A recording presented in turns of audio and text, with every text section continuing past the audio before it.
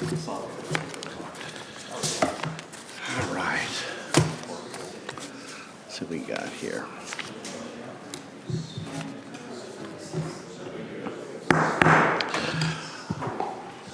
like to call this meeting, the Clay County Commission, to order. We will begin with our invocation. Reverend Mark Willis will do that for us. So, Reverend, if you'd come forward, please proceed.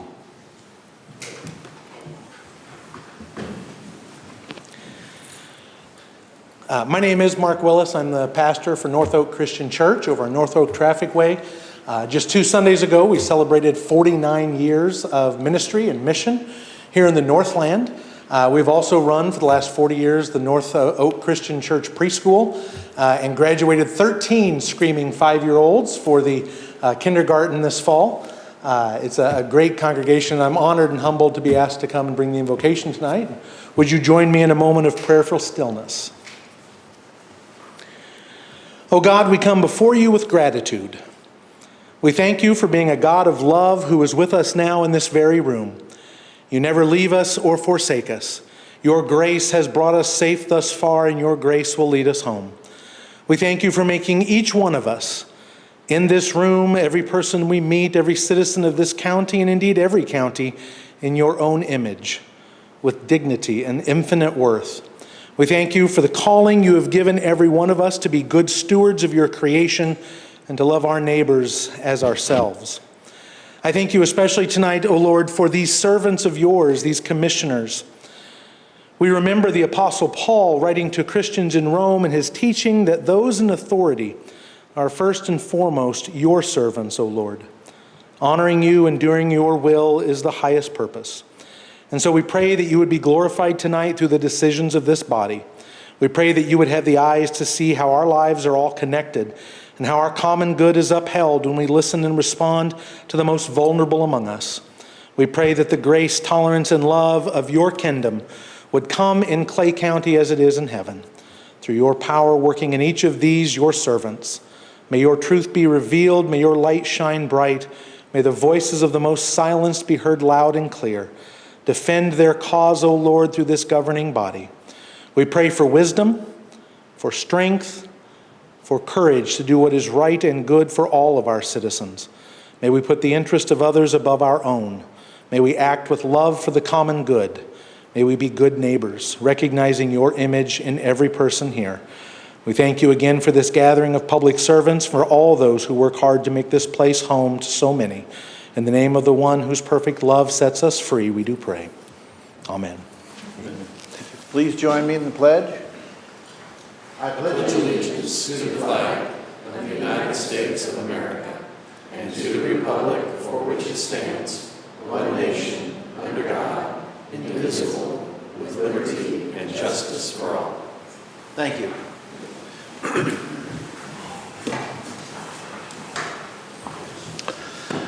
Please call the roll. Commissioner Nolte? Here. Commissioner Withington?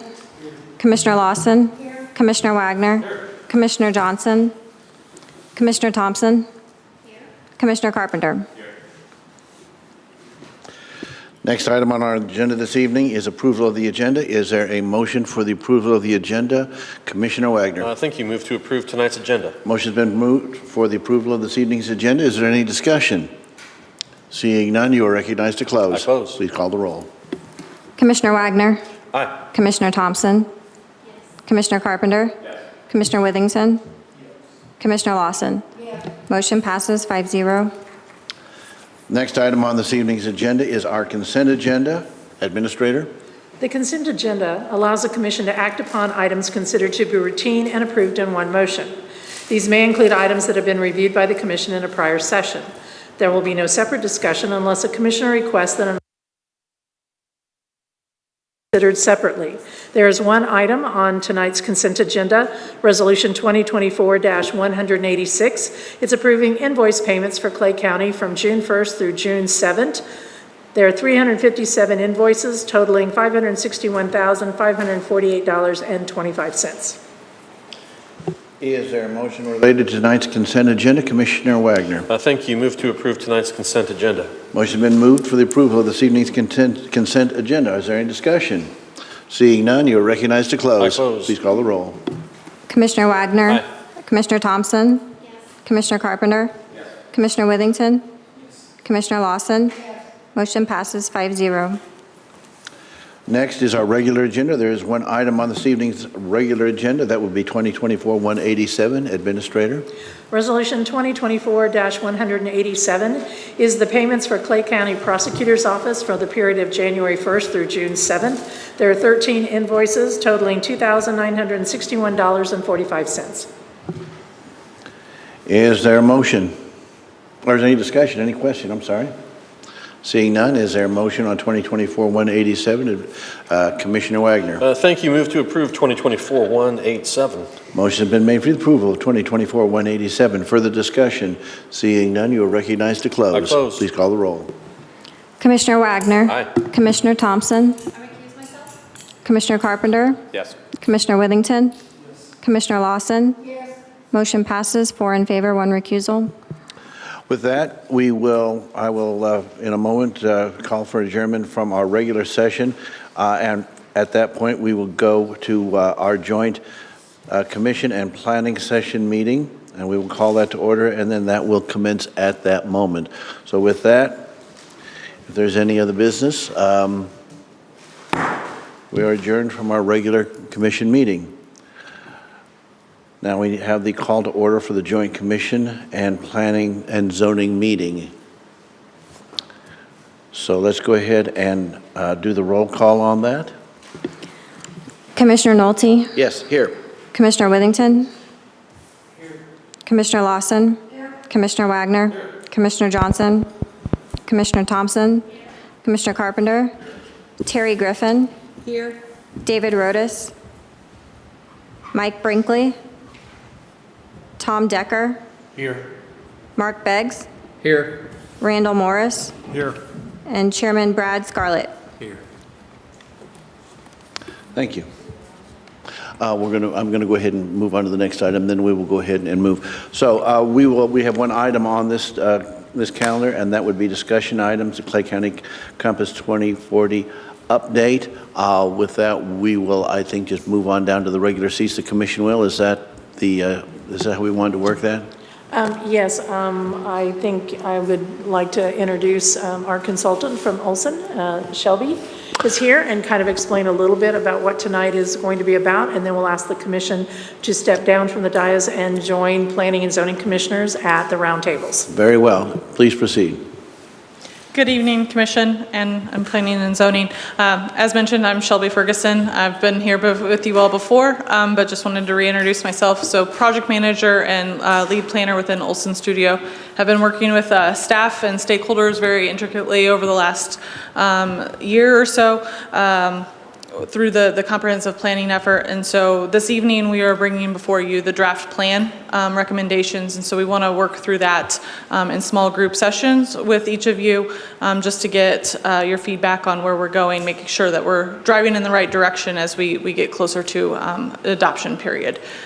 So with that, I will, like I said, I've got a brief kind of just overview just to follow up where we have been to date, just in terms of engagement and the overall process. And then we'll do some small group activities throughout as I show each section of the plan. So that is what we will do with the tables behind us. So. And then also I know that I'm taking up a portion of your evening, which is also dinner time. So I do want to let you all know that I have brought, a small meal for you all, just as a piece of that, so that we can work through that. And feel free to grab that as you go to the table, and we'll get started. Thank you very much. With that, the commission will join our friends on the Planning and Zoning Commission at the tables. And Commission, if I could, we also have microphones at the tables, so those will be on. So we will still be recording this work session for the public.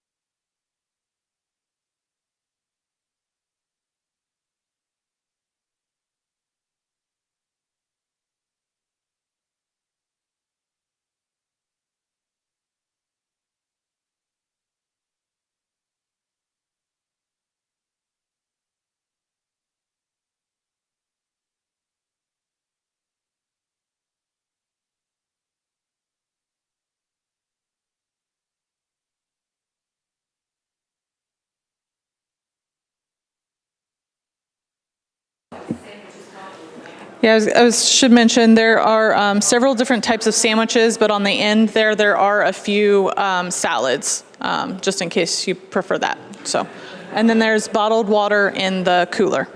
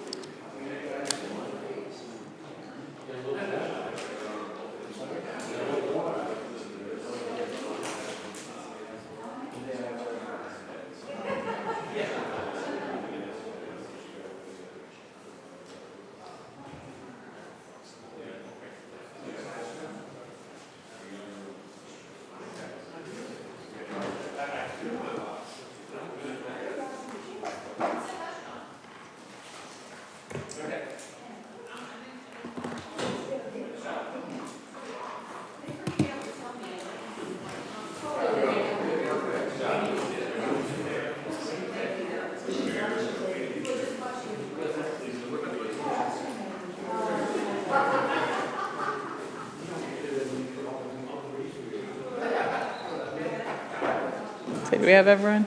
Okay.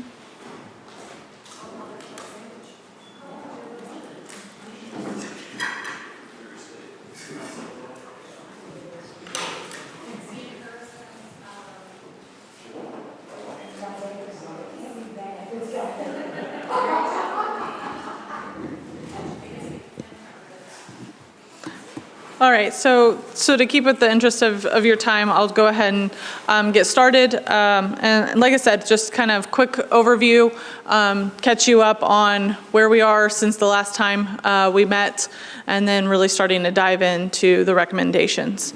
So again, really appreciate your time this evening as we work through these items. So just want to give you a quick reminder. So a comprehensive plan, it really truly is the vision for the future of your community as overall Clay County.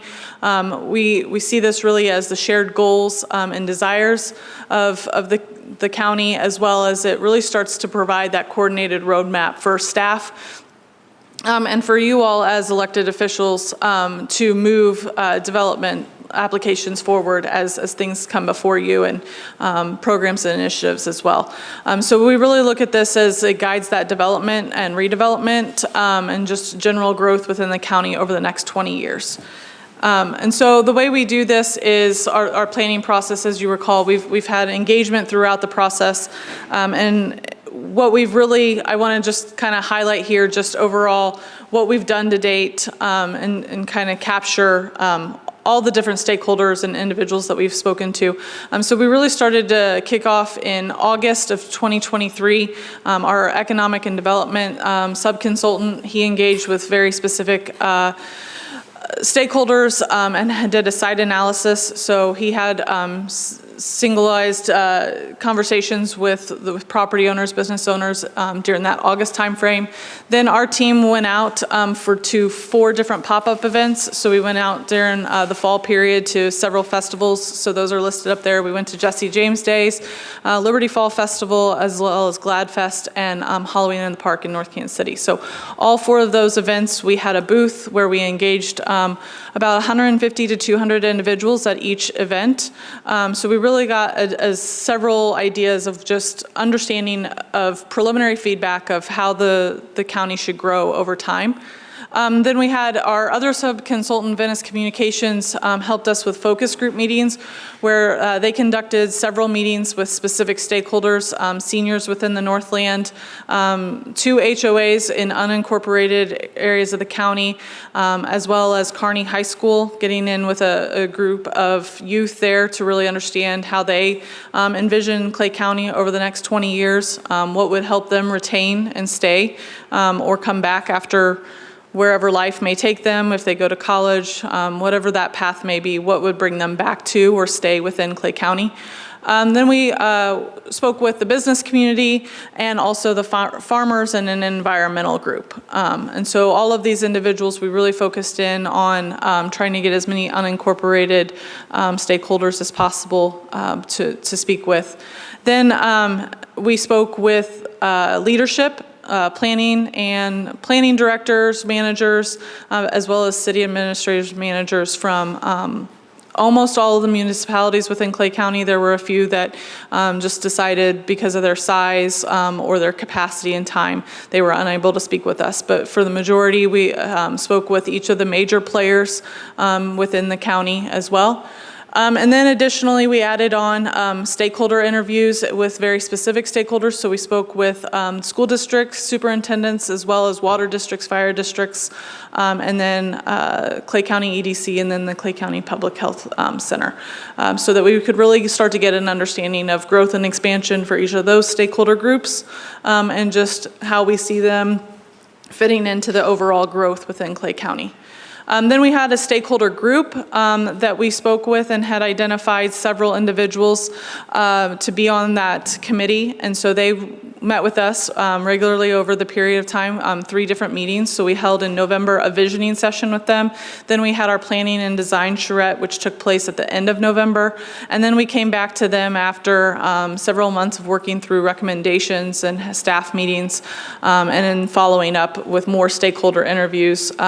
We followed up with them just recently in May to present to them the final recommendations as well, so that they could see where we were headed and be that sounding board for us as well in terms of if we're moving things in the right direction. As part of our engagement, we did a public survey that was open from the end of November to January, and we were able to have 728 responses from that survey. We also held, following the planning and design charrette, we held 2 public open houses. One was held in early December in Excelsior Springs, and the other one the following day in Gladstone.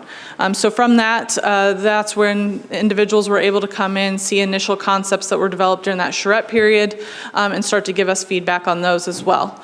Then following our stakeholder final meeting, we put the recommendations that you're going to see before you online, so that we could start to get public input just on the recommendations themselves.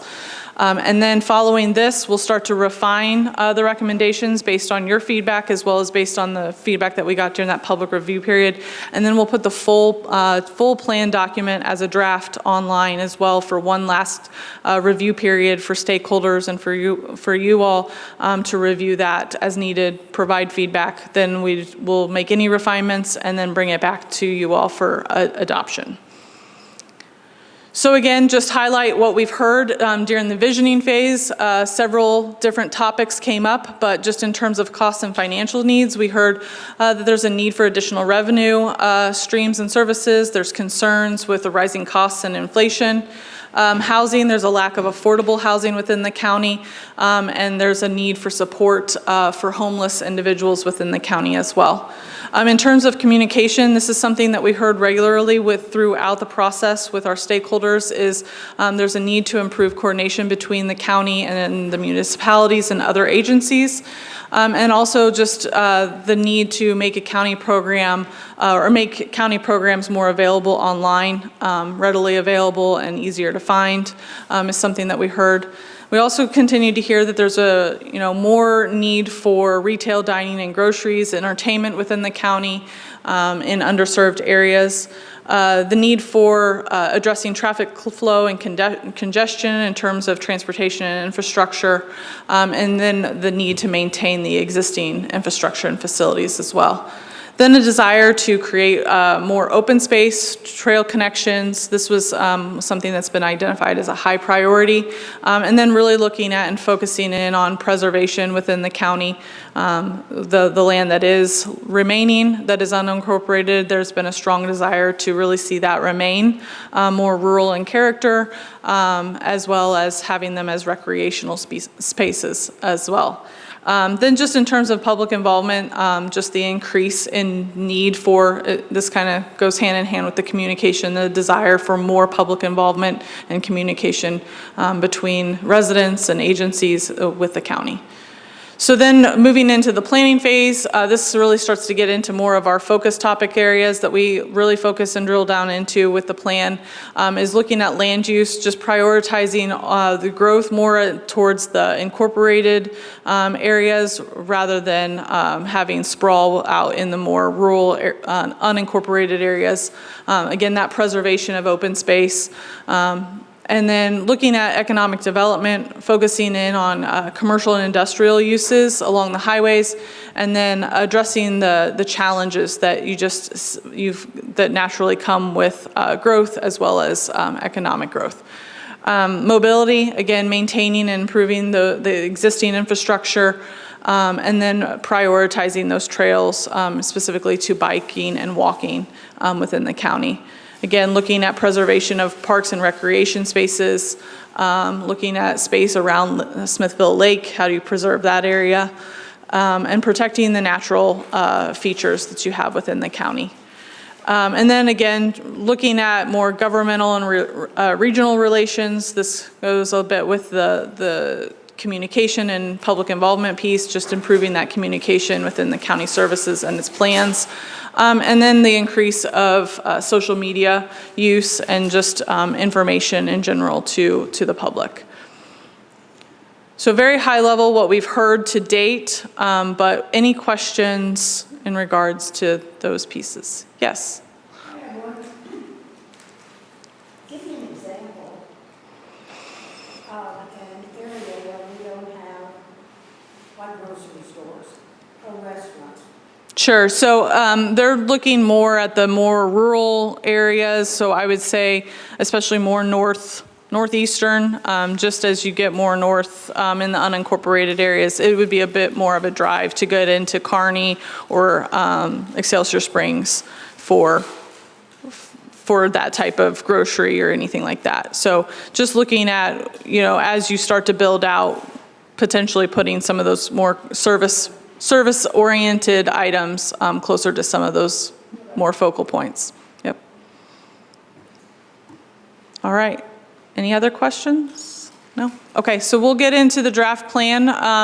So one thing that we, through speaking with staff, really understood is building off of the strategic plan that the county recently completed in 2023 summer and end of the year when you completed that, and having the two documents really find a way to coexist together. And so we took that and really started to look at the strategic plan focus areas, which you'll see in that graphic there on the top with the matrix.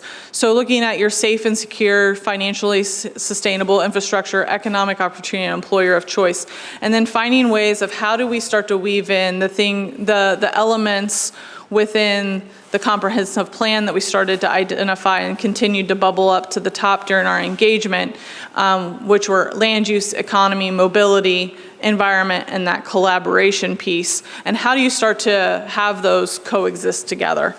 So we've put together what we are envisioning as that matrix to show how each one really goes together and how each of the elements within the comprehensive plan can then start to help you achieve your goals within the strategic plan as well.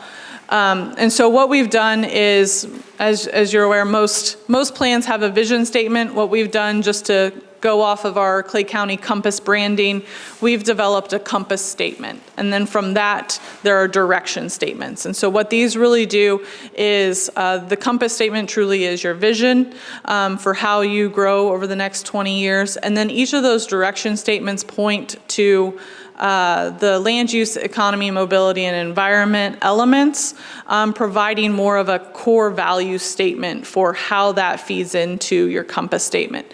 And then on the outside of that, you see that overall collaboration element and how that really truly brings together all of those other four elements together as one, moving the Compass statement forward.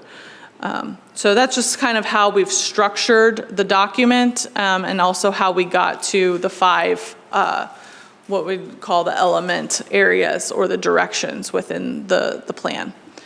But then we've put together our overall framework of the plan. And so this is, you'll see that it's 8 sections. And really, we're going to focus in on sections 3 through 7 this evening. But so we've broken it out into 8 sections. So the section 1 and 2 really focus in on how does it set the stage? Why are we doing the plan? What was the call and need for updating the plan? How do you use the document? Then it starts to identify that compass statement and those direction statements and call those out specifically. And then we get into the more illustrative recommendations. And this is where all of your goals and strategies live. And again, those focus in on those 5 element areas. And then we will come back with the last section, which is implementation. And so that's really those very specific tasks or action steps that have to take place for you to achieve your strategies and your goals that are identified within the plan. So any questions just on the framework or how we built the framework of the plan? Okay, seeing none, we'll dive right in. So now this is the part where we start to put you all to work, start to really understand what we're recommending and get your feedback. So really our ask for you this evening is start to have the conversations, look at the spatial recommendations and the goals, and are they relating to each other? What's missing? Do you see anything that needs to be revised as we start to move forward? So the first one we'll go over is the vision and the values. So as I mentioned, we have that compass statement. What we've identified as the compass statement is Clay County is a leader in county collaboration and communication, effectively working with its community members, businesses, and regional agencies to balance urban growth, natural resource preservation, and providing opportunities for new development while protecting its natural resources and rural character. So with that, I would open it up on any thoughts on this specifically? Does this seem like a vision that you all would support? Is there anything missing from it that needs to be added in or removed? I think it says what we'd like to see. I wonder how you control having all that happen properly, as far as land use, environmental, how you collaborate with other entities. Sure. We've got so many small cities, we have different things. Right. I can see that those are probably the ones that would be the most difficult. Yeah. And especially on the environmental front, I can think of a number of issues right now that we have that I don't feel are being addressed or faced. Right. But, so yeah, if this is going to point that, be something that pinpoints the issues like that more strongly, then, but how are we going to make it happen? This is my biggest concern. Right.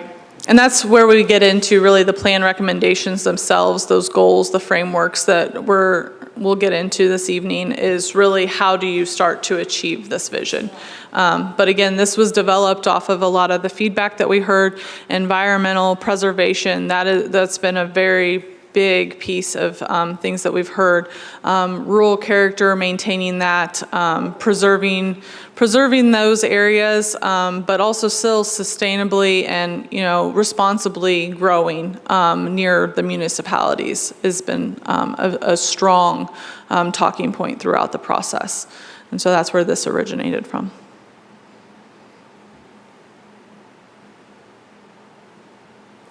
Okay, seeing no more discussion there, we'll dive right into future land use. So this map, I know it's smaller on the screen. We have a big printout for you that we'll hand out here in just a second as we ask you to work through it. But so this is really just a look at the future land use framework. So this is what we're proposing as Kip and his department start to have applications come in, conversations, and how does the county start to build out in specific areas? What are those land uses that start to take place in specific areas?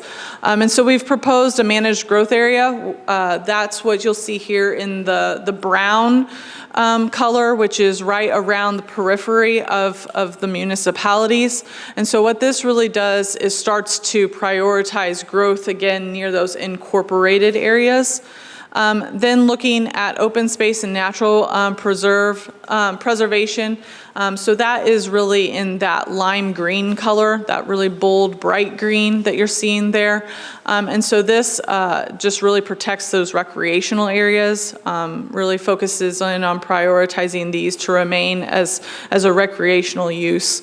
More than anything.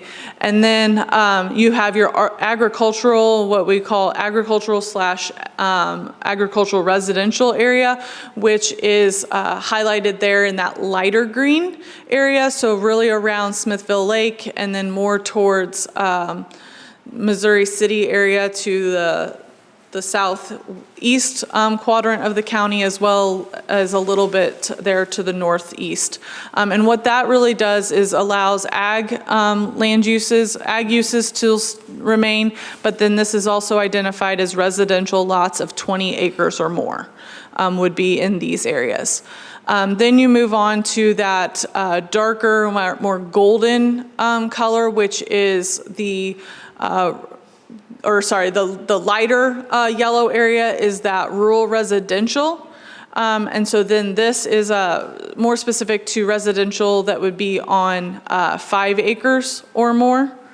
And then that golden is right there abutting the managed growth area is that golden yellow, and that is 3-acre lots or more. So you kind of start to see those transition areas as you get farther away from the incorporated areas, the allotment of larger lot residential in each of those areas.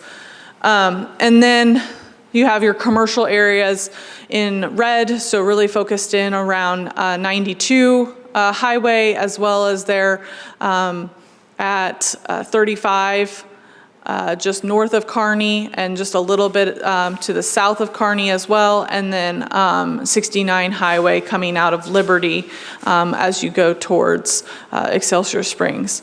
And both of those then are focused in as well with industrial uses. So these, some of the land use recommendations as well came as part of the market analysis, understanding what the need is in terms of square footage for those specific uses within the county, as well as just identifying the most appropriate, highest and best uses of land within the county for unincorporated areas. So then in terms of future land use goals, so looking specifically at land use, the direction statement ensures healthy and strategic economic growth while protecting natural and agricultural areas and preserving the rural character of the county.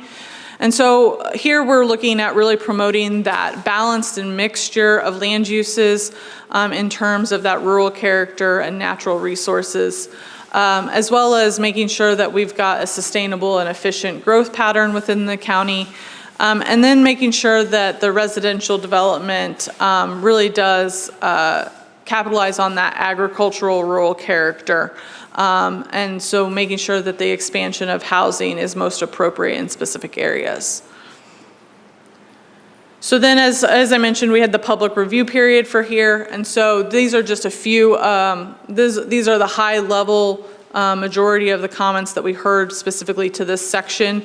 There was a suggestion to extend the commercial designation, as you saw it on that map. So further on 69 highway all the way to Stocksdale Road. So just continuing that. So a request to add more commercial in along that corridor. And then on the flip side, you have the request and desire, and we've heard this several times, is the reduction of commercial along the 92 highway corridor. And really only having that commercial area correspond with the Kearney and Smithville areas and specific to their growth patterns. And really the idea of that there's been a lot of conversation of that there's disruption by putting commercial all the way down 92. There's a concern of disrupting that agricultural, more preservation area and the wildlife impacts due to that. So then kind of limiting the commercial corridor or commercial area on 92 so that you have less environmental habitat impacts. Then looking at areas near Smithville Lake and Watkin Mill, there's a few comments just regarding not taking away the rural character in those areas, that they have moved out there for the peaceful rural environment, and they would like to remain and to see it that way and not grow. And then there's just ongoing concerns about light and noise and chemical pollution with more development and traffic along the highway corridors. Any questions regarding the frameworks or even what we've heard in terms of? If not, we'll ask you to then start to work together on this. So would really like you to look at the framework. I'll leave the goals up in that direction statement, and we'll take about 10 minutes to work through this specific framework. Talk about it amongst yourselves with your group and leave us any comments you think, whether it's moving a designation or your thoughts on a goal, whatever your feedback may be that we can refine from. Or if it's great and you agree with it, that works as well.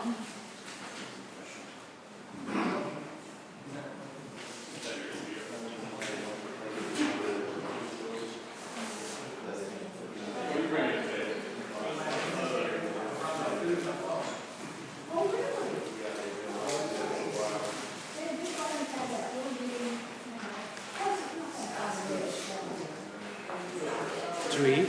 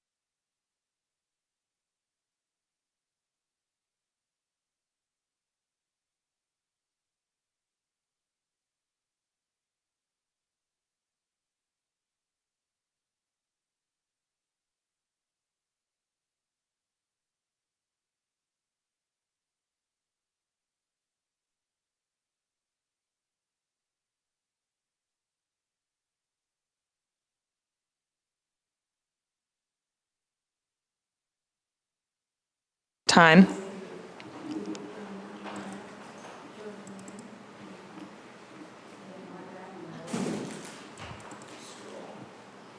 Got it. Okay, so I'm going to talk through the mobility network.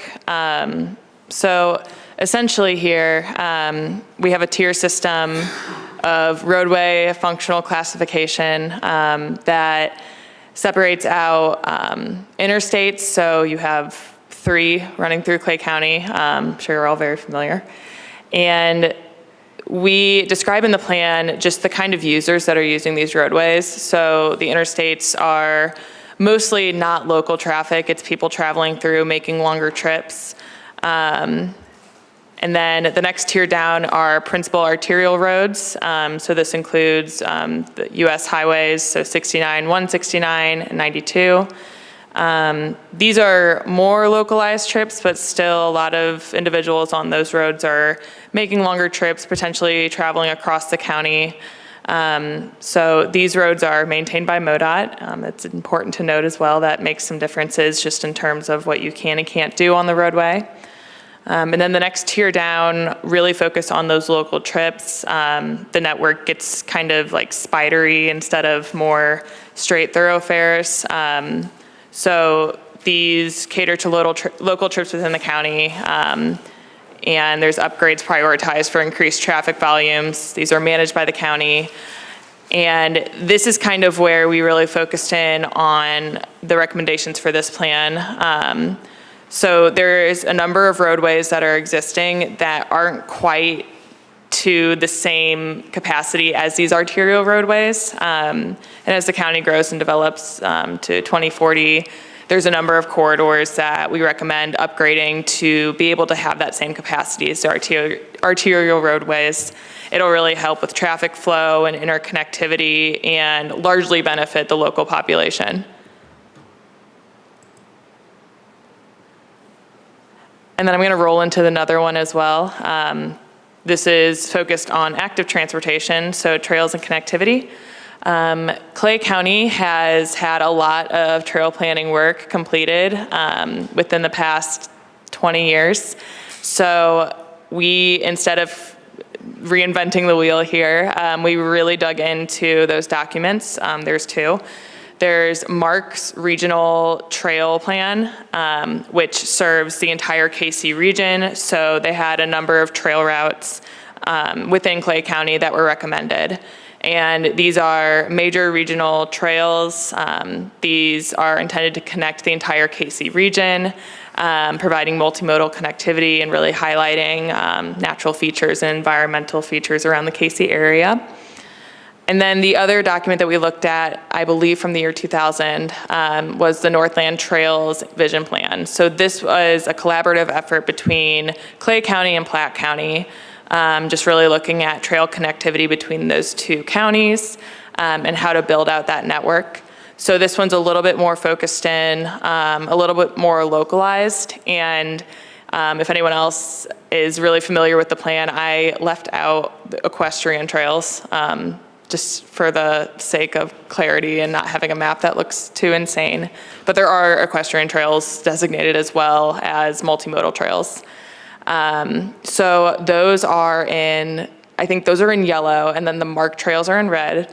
And then this is always a sign of good trail planning as well, is when you see 2 plans for the same area that have multiple routes that overlap. So those have been indicated in orange as well. This doesn't by any means show priority preference for those trail routes, but just rather to give acknowledgement that those routes have been recommended twice. So these are recommendations for trails. And I'll go through the overall mobility goals and just kind of lightly touch on what the plan includes. So developing and maintaining an accessible, safe, efficient, multimodal transportation system. So this includes the trails that you see, but then also when you get to the development of new streets, just really looking at what you can do to boost multimodal connectivity with sidewalks and infrastructure, cross points, things like that, making sure that people can cross the street safely. and things like that. Efficient and consistent roadway standards in line with best practices. This goes along with the functional roadway classification. That really helps in terms of future planning with roadways to just really know and understand the capacity of these roadways and the kind of traffic that they're experiencing on a day-to-day. Coordinating with regional, state, and federal entities to garner additional transportation investment in Clay County. Just continuing to investigate funding opportunities that are available for both vehicular and active transportation. There's a lot of great resources, especially as we see new technologies emerge in transportation. Developing and prioritizing a countywide trail system. Again, you don't have to reinvent the wheel. There's been a lot of amazing trail planning that has happened, so revisiting those documents, updating where needed, and starting to put things into motion, literally.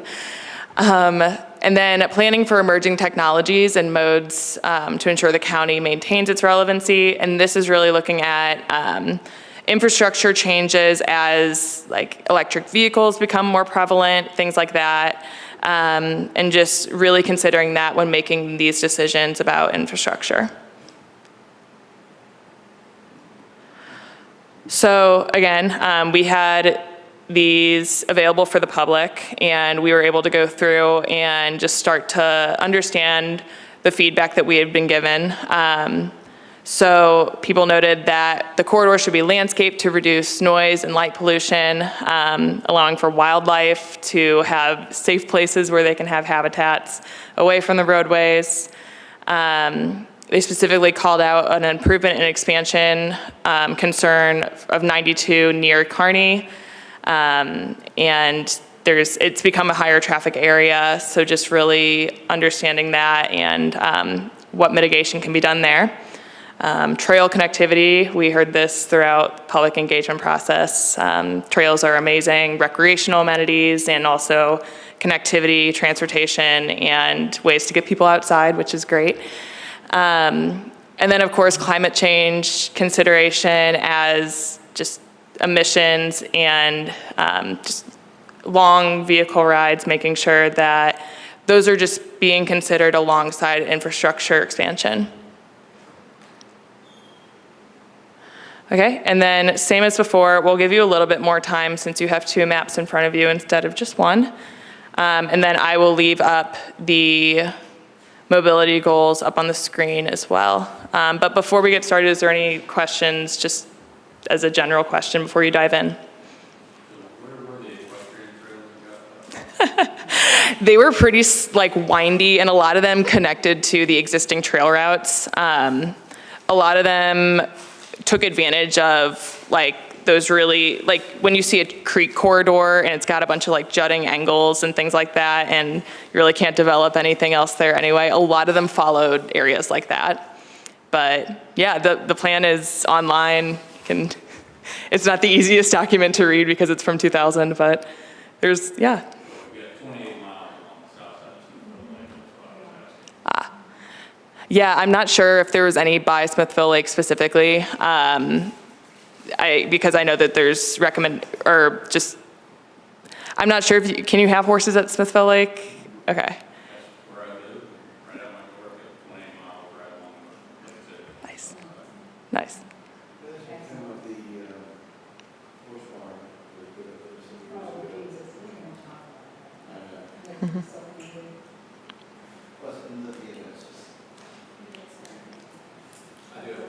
Yes.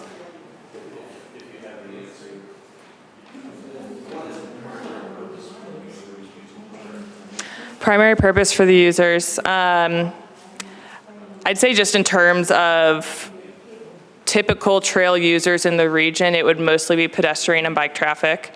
Probably those longer corridors that are off-road would ideally attract bike traffic. But they would be wide enough to be able to facilitate multimodal traffic, so it wouldn't just be the width of a sidewalk, it would be much wider. And the purpose too is to provide off-road connectivity so that you don't have to worry about vehicular and active transit. The travel for recreation purposes. Yes. I was going to say, so we heard a good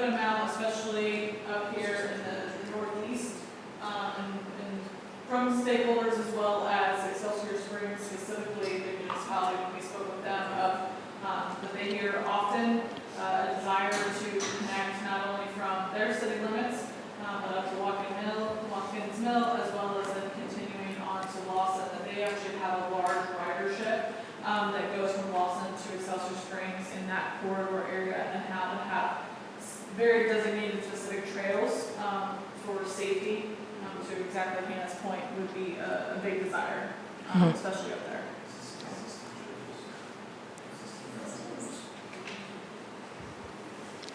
Yeah, I believe existing trails are in dark green.